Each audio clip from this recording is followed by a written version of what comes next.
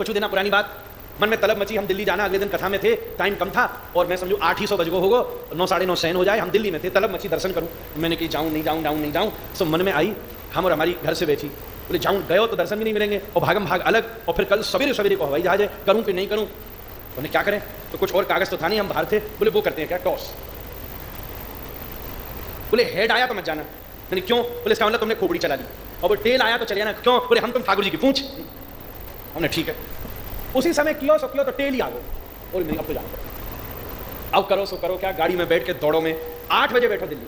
मेरी गणित के हिसाब से 10:30 से पहले ना पहुंच सकता, और रोज पूछी 9:15 साढ़े 9 आरती हो ही जाती खींच के। मैंने कि तू दौड़ा दौड़ा सो दौड़ा, सबने यहाँ बैठे, मैंने पता प्रत्यक्ष में फोन भी करूं, पहुंचूंगा कि नहीं, पहुंचूंगा कि नहीं। वही समय खबर लगी कि आज शयन आरती के बाद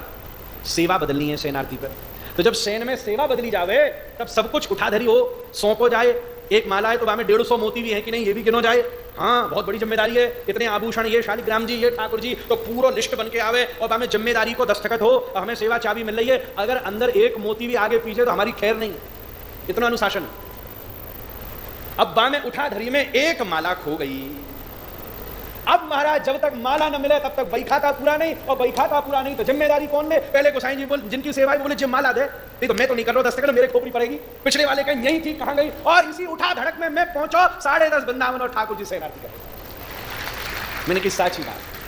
हम तुम्हारी पूंछ और तुम हमारी मूंछ महाराज, तुम हमारी शान और हमने तुम्हें मान, हम तुम्हें मान, विभु हम अणु, वो विभु, हम पूरे आकार के भी अधूरे हैं, शालिग्राम और जगन्नाथ अधूरे आकार के भी पूरे हैं।